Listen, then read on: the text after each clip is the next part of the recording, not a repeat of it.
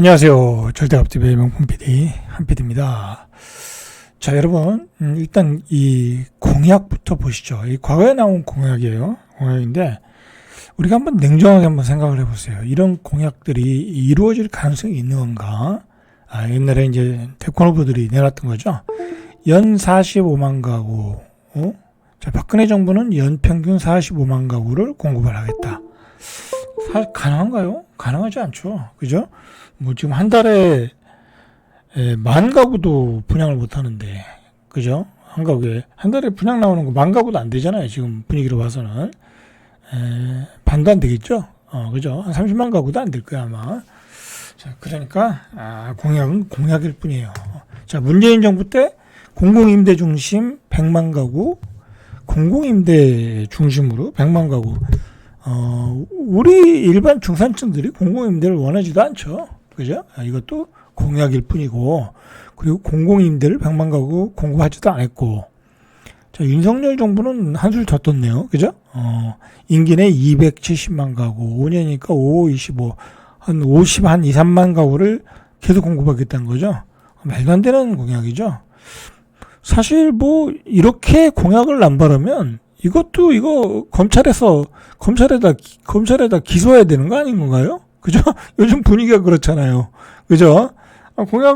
대통령 공약을 내놔서 자기 표를 받아가는 거잖아요. 찍어달라는 거잖아요. 유권자들을 현혹 시키는 거잖아요. 말도 안 되는 공약을 내놓으면 그것도, 검찰에서 기소를 해야 되는 게 아닌 건가요? 뭐 그런 생각이 들어요. 요즘 뭐 세상 돌아가는 일을 보면.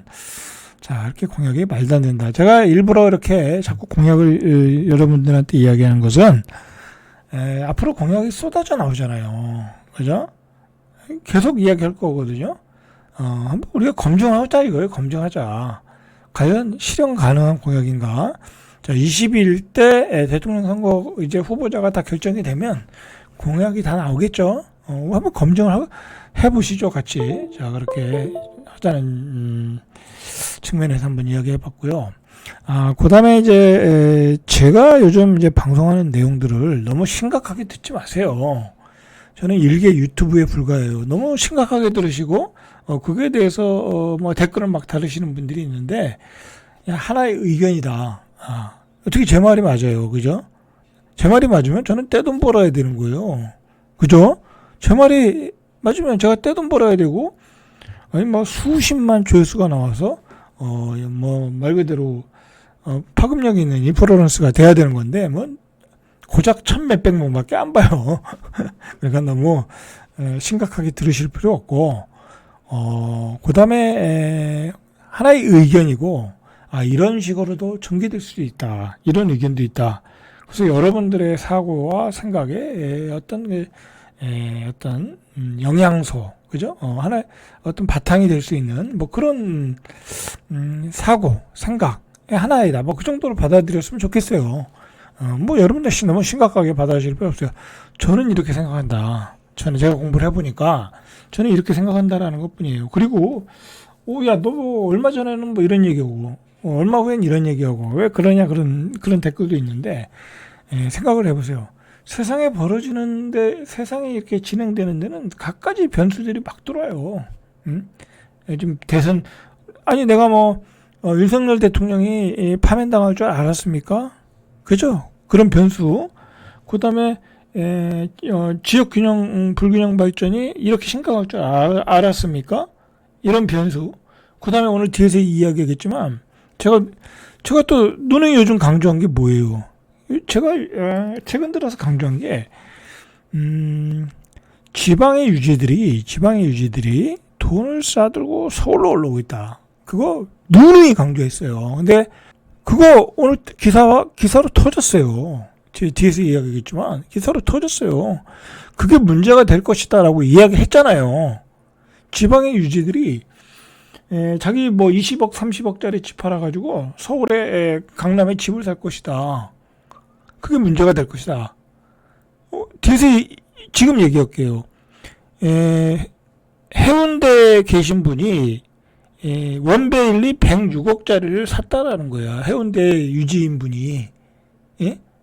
자, 그런 일이 터질 것이라고 제가 얘기했는데 오늘 기사화 됐어요. 불과 몇 년 전에 그런 일이 일어나리라고 상상했습니까? 작년만 해도?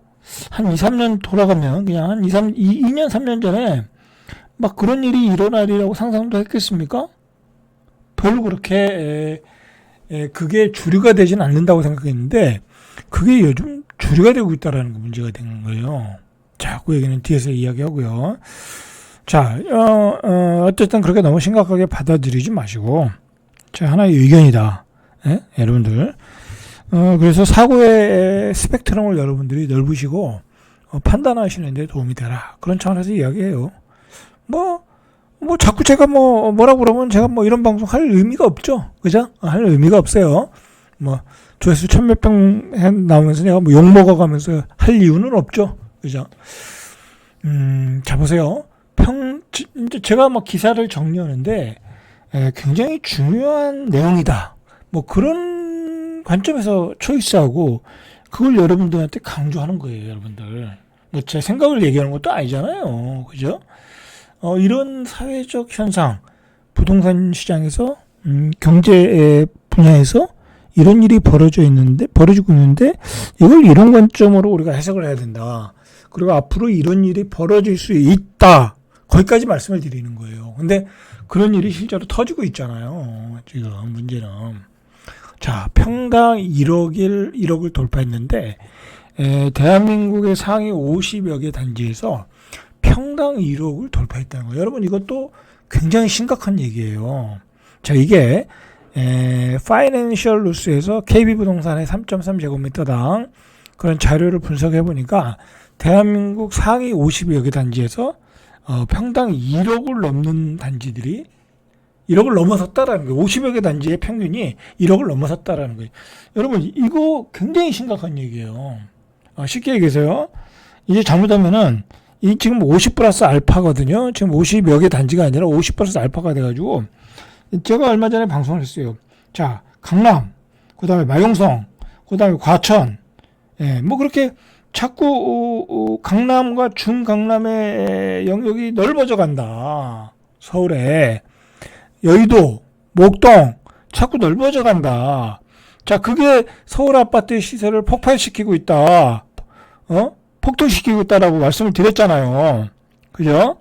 자, 그게 그 이야기예요. 이게 통계로 보면 그 수치가 여기서 나타나고 있는 거예요, 여러분. 제가 거짓말하는 거 아니잖아요. 그죠? 뻥 튀기는 거 아니죠. 이렇게 현상이 나타나는데 어떡하겠어요. 제가 그래서 집을 추격 매수해라, 사라, 그런 얘기 안 해요. 판단은 여러분들이 하셔야 되는 거지. 저는 이런 현상이 나타나는 것에 대한 원인, 그리고 문제점, 그런 것들을 제가 포커스에 맞춰서 이야기를 하는 거예요. 그러니까, 대통령이든, 그 다음에 국회의원이든, 나오는 공약들은 현실과 맞질 않아요. 현실과 맞질 않아. 자, 실제로 벌어지는 일들은 여러분들이 앞으로 앞으로 살 집들이 살고 싶은 집이죠. 그죠? 50여 개의 그런 A급의 아파트들 또는 B급의 아파트들이 평당 1억을 넘어서고 있다라는 거예요. 그러면 32평이면 32억이라는 얘기잖아요. 우리가 학군 좋고 위치 좋고 그런 아파트를 여러분들이 32억에 살 수가 없잖아요. 그죠? 어떻게 사요? 저도 못 사요. 저도 못 사고, 대한민국 현재의 자산 기준으로 보면요, 30억 정도의 자산이 있어야지 대한민국의 1%예요. 그러니까 50여 개 단지에 사시는 분들은 대한민국 상위 1%예요. 1%예요. 자, 그렇게 돼가고 있다라는 거예요, 지금. 자, KB부동산은 이 3.3제곱미터당 시세 톱 단지 50여 개 리스트를 업데이트하고 있는데, 최소 50개 단지가 평당 1억을 넘어섰다. 그리고 50건 이하에도 1억 원권 초과 단지가 적지 않게 나타나고 있다.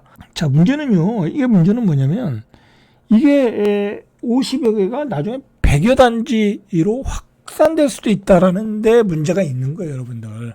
설령 1억까지 안 되더라도 이 갭줄이기, 그러니까 50여 개에서 100개 사이에 아파트 사이에 갭줄이기가 또 일어날 수 있다라는 거예요. 수요가 폭발하니까 어떤 수요예요, 여러분들? 해운대에서 올라오고 대구 수성구에서도 올라오고요. 세종에서도 올라가고요. 대전 크로바 팔고 올라가고요. 그런 현상이 일어나고 있고 앞으로는 더 일어날 수 있다라는 거예요. 자, 그런 심각성이 있다라는 거죠. 자, 이게 얼마나 심각하냐면 통계 자료를 보면요. KB부동산 시계열 자료를 분석해 보니까 2023년 2월에는 11개 단지에 불과했다라는 거야. 평당 1억. 자, 불과 2년 전에 평당 1억은 11개 단지에 불과했고요. 24년 2월에는 18개 단지에 불과했고요. 하지만 올 1월에 34개였고요. 3월에 43개. 여러분, 이게 폭발적으로 증가한 게 뭐 때문에 그렇게 했어요?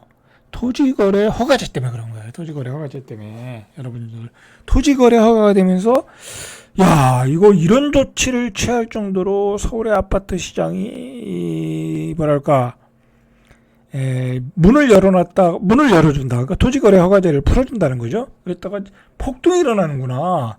그거를 사람들이 체감을 한 거예요. 그러면 서울의 A급 아파트 52개 단지는 팔면 안 되는구나. 가지고 있는 사람은 그렇게 생각하고요. 자, 해운대에 있는 사람들, 수성구에 있는 사람들, 제주도에 있는 부자들은 뭐라고 생각했어요? 야, 저거 빨리 가서 사야 되겠네. 동상이몽이 된 거죠. 그죠? 자, 그렇게 됐다. 여러분들, 이런 현상을 제가 작년 2년 전에 그걸 어떻게 알겠습니까? 이런 일이 갑자기 벌어지기 시작한 거예요, 여러분들. 물론 그때도 조금씩은 있었죠. 항상 조금씩은 있었어요. 항상 발 빠른 사람들은. 그런데 그게 대세 분위기가 되고 주류 분위기가 될지는 요번에 토지거래허가 신호탄이 된 거죠. 오세훈 시장 토지거래허가. 그러니까 참 오세훈 시장이 실수를 했어요. 제가 봐도. 그러면 오세훈 시장이 다시 이거 한번 풀어줘야 된다. 지금 그렇게 할 수 있겠습니까? 그렇게 못해요. 못해. 그렇게 했다가요. 그냥 지방의 유지들 때로 물려. 때로. 여러분들, 제가 하나의 예를 들어 드릴게요. 저희는 부동산 하잖아요. 제 와이프가. 그러면 가끔 토지를 받아요. 물건을. 뭐 거래가 안 되는 토지들도 아니에요. 대로변에 뭐 톨게이트 나오는 뭐 그런 아주 좋은 땅들 받아요. 그러면 이런 세종에도요. 평당 1,000만 원에 팔리는 땅이 있대요. 뭐 본인의 얘기에 의하면, 왜냐면 실수요자들이 대로변에 뭘 건물을 짓겠다, 뭘 하겠다면 또 사는 사람들이 있거든요. 있어요. 없는 게 아니에요. 평당 1,000만 원에도 있고 300, 500은 허다고요. 그러면은 이 시골 땅이 얼마나 넓어요. 옛날에 한마디로 농사 짓다가 벼락부자 된 사람들이잖아요. 한마디로. 옛날에 세종되기 전에, 행정수도 되기 전에 그거 얼마나 있겠어요. 돈 백도 안 갔죠. 돈 몇십만 원 갔겠죠. 근데 그게 평당 1,000만 원 된 거잖아요. 예를 들어 500도 되고. 자, 그런 땅을 몇천 평 가진 사람들 많아요, 여러분들. 그러면 그거 몇십억이잖아요. 실제로 몇십억을 팔아가지고 오는 사람이 있더라고요. 그러면 시골에, 이런 조그만한 시골에, 이 세종, 이거 큰 도시 아니잖아요. 그런 사람이 어느 시골 노인네가 몇십억 가지고 와요. 지 아들하고. 그럼 그런 사람들이 머리가 좀 깨면 어떻게 되겠어요? 서울 가서 사는 거죠. 그죠? 서울 가서. 그런 사람들이 수두룩하다. 시골 땅이 얼마나 많아요. 부산 요번에 말되는 게 부산 사람이잖아요. 이 부산 해운대 땅 가지고 있으면 얼마나 비싸겠어요. 이 사람, 자, 보세요. 자, 원베일리에 이게 몇 평이더라? 뒤에서 보시죠. 어쨌든 50평이든 60평이든 106억에 샀다는 거. 평당 2억에. 이 산 사람을 신문사에서 등기를 떼어봤대요. 도대체 누가 샀는지 궁금한 거죠. 106억짜리 집을. 자, 알고 보니까 부산 해운대 거주자였다는 거야.